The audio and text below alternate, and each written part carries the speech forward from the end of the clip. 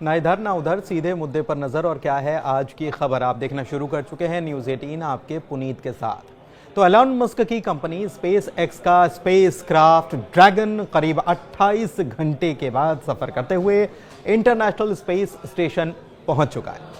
आज 16 मार्च को भारतीय समय के अनुसार सुबह 9:40 पर इसने ISS में डॉकिंग की और 11:05 पर इसका हैच ओपन हुआ। हैच ओपन यानी कि ये कनेक्ट हो गया और इस स्पेसक्राफ्ट को, ये स्पेसक्राफ्ट जो है ये 9 महीने से स्पेस स्टेशन में फंसी भारतीय मूल की अमेरिकी एस्ट्रोनॉट यानी कि अंतरिक्ष यात्री सुनीता विलियम्स और बुच विल्मोर को पृथ्वी पर वापस लेकर आएगा। लेकिन इन दोनों को ही नहीं लेकर आएगा, 2 और अंतरिक्ष यात्री हैं, वो भी लौटेंगे। तो कुल मिलाकर ISS में 4 अंतरिक्ष यात्री हैं और ये अंतरिक्ष यात्री क्रू 9 कहला रहे हैं। अब जो अंतरिक्ष यात्री रवाना हुए हैं वो क्रू 10 के जरिए गए हैं। तो 4 मेंबर की क्रू 10 टीम ने शनिवार को स्पेस एक्स के फॉल्कन 9 रॉकेट से भारतीय समय के अनुसार 4:30 बजे के आसपास उड़ान भरी थी सुबह, और केनेडी स्पेस सेंटर से इसे लॉन्च किया गया था। हालांकि इससे पहले इसे लॉन्च तो बहुत पहले होना था, 12 तारीख को हो जाना था, लेकिन कुछ तकनीकी दिक्कतों की वजह से इसे टाला गया था। क्रू 10 के स्पेस स्टेशन पहुंचने के बाद अब वहां पर मौजूद क्रू 9 के astronaut Nick Hague, Sunita Williams, Butch Wilmore और Aleksandr Gorbunov Dragon spacecraft में पृथ्वी पर लौटेंगे। यानी कि ये 4 लोग वहां पर ISS में मौजूद हैं और ये चारों वापस लौट आएंगे। ये चारों एस्ट्रोनॉट 19 मार्च को स्पेस स्टेशन से पृथ्वी पर लौट सकते हैं। हालांकि ये तारीख हो सकता है कि 1-2 दिन आगे बढ़ सकती है।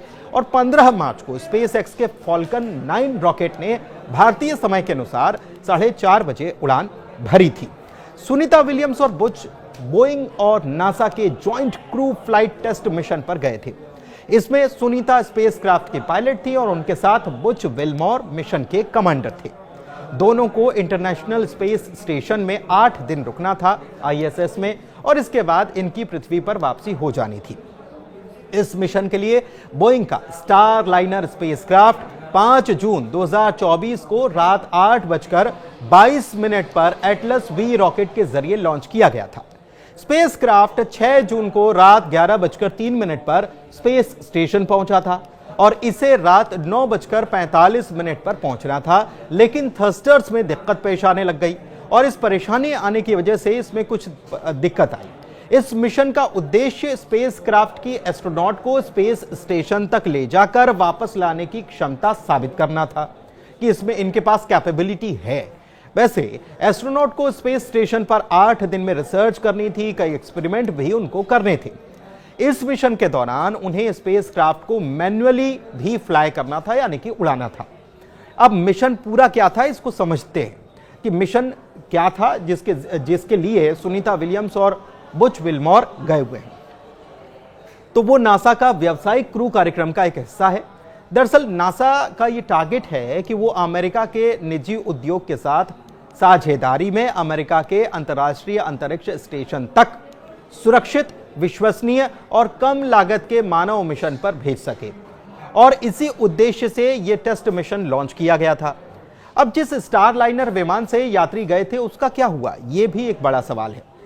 तो अंतरिक्ष स्टेशन के लिए स्टार लाइनर की उड़ान के दौरान अंतरिक्ष यान के कुछ थ्रस्टर्स जो थे, उन्होंने जो उम्मीद की गई थी उसके हिसाब से प्रदर्शन नहीं किया, परफॉर्म नहीं किया।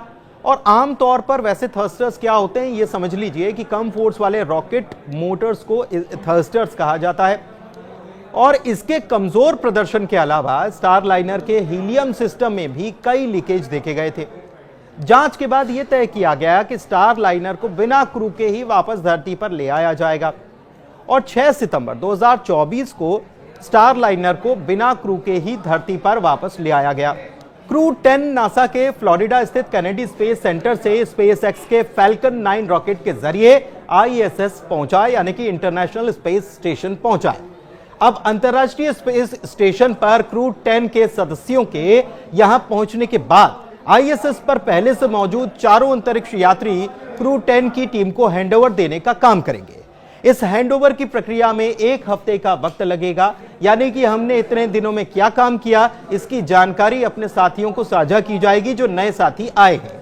इसके बाद सुनीता विलियम्स और उनके साथी धरती पर वापस लौट पाएंगे। आपको बता दें कि क्रू 10 मिशन के तहत नासा के कुल 4 अंतरिक्ष यात्री अंतर्राष्ट्रीय अंतरिक्ष स्टेशन पर पहुंचे, यानी कि ISS पर भेजे गए। इनमें कमांडर के तौर पर एन मैक्सलेन का नाम शामिल किया गया है और इसके अलावा निकोल आयर्स पायलट की भूमिका में है। जापानी अंतरिक्ष एजेंसी यानी जाक्सा के अंतरिक्ष यात्री तकुया ओनिशी मिशन स्पेशलिस्ट के तौर पर इस बेड़े में शामिल किए गए हैं, तो रूसी अंतरिक्ष यात्री किरिल पेस्कोव मिशन स्पेशलिस्ट के तौर पर यहां पर पहुंचेंगे। सुनीता और बुच विल्मोर सिर्फ 8 दिनों के लिए स्पेस स्टेशन गए थे, लेकिन अब उन्हें 274 दिनों से ज्यादा समय तक यहां पर रुकना पड़ा है। और इतने लंबे समय में कई बार एस्ट्रोनॉट्स को स्पेस के खतरनाक रेडिएशन, जीरो ग्रेविटी में रहने के प्रभाव जैसी समस्याएं होने का खतरा बहुत ज्यादा होता है। सुनीता और बुच विल्मोर को मनोवैज्ञानिक समस्याएं भी हो सकती हैं। सुनीता विलियम्स मार्च 2025 में अंतरिक्ष से वापस लौटेंगी, तो उन्हें पूरी तरह नॉर्मल होने में साल भर का वक्त भी लग सकता है। धरती पर लौटने के बाद दरअसल होता यह है कि एस्ट्रोनॉट्स के लिए सबसे बड़ा चैलेंज यह होता है कि शारीरिक और मानसिक तौर पर नॉर्मली अपने आप को लौटाना। यह इस बात पर यह तय होता है कि कितने समय तक वो अंतरिक्ष में रहे हैं। आप इसे ऐसे भी समझ सकते हैं कि अंतरिक्ष में तो ग्रेविटी होती नहीं, तो वहां पर अंतरिक्ष यात्री हवा में ही झूलते हुए या लहराते हुए नजर आते हैं, और जब वो पृथ्वी पर आते हैं तो उनकी वो आदतें जो वहां अंतरिक्ष में रहते हुए उनको हो गई है, वही आदतें उनको पृथ्वी पर बदलनी पड़ती हैं। जैसे कि चलना पड़ता है, लेकिन वहां तो चलना नहीं पड़ता, और ऐसे में दिमाग को वो सारे जो ऑर्डर्स हैं वो पहुंचाने में शारीरिक रूप से बड़ा समय लगता है।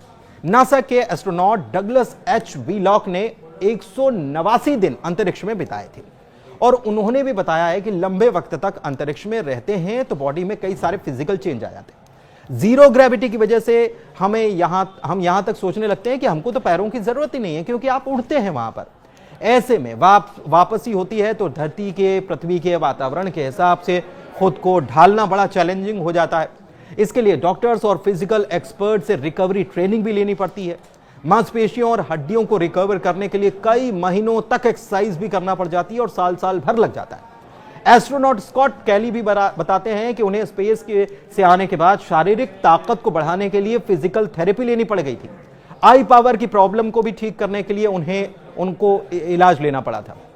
वैसे एक्स पर क्रू 10 के डॉक करने और फिर वहां उनके क्रू 9 से मुलाकात करने की तस्वीरें सोशल मीडिया साइट एक्स पर नासा ने साझा की हैं, जिसमें क्रू 9 ने स्पेस स्टेशन में आते ही क्रू 10 के सदस्यों का वेलकम किया है। यानी कि अब क्रू 9 के सदस्य सभी वापस लौट आएंगे, जिसमें बुच विल्मोर और सुनीता विलियम्स के साथ 2 और अंतरिक्ष यात्री जो कि ISS में मौजूद हैं, वो सभी वापस धरती पर लौट रहे हैं। जबकि यहां से जो नए अंतरिक्ष यात्री गए हैं, जिसमें एक जापान और एक रशिया के भी वैज्ञानिक हैं, अंतरिक्ष यात्री हैं, वो यहां पर गए हैं, तो 4 सदस्य वहां पर अब काम में लग जाएंगे और इसे क्रू 10 नाम दिया गया है।